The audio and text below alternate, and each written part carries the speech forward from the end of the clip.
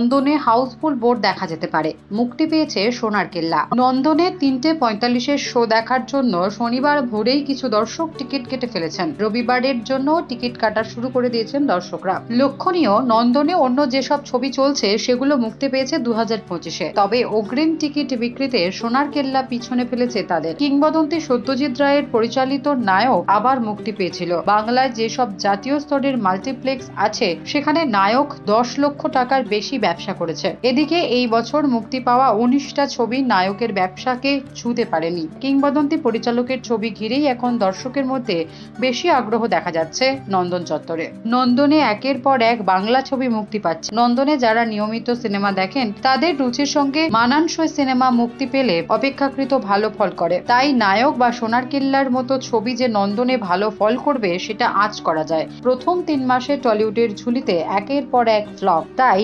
দর্শকের একাংশের ভরসা সোনার কেল্লা বা নায়কের মতো কালজয়ী ছবি। Bureau report, Durnibar Bangla news.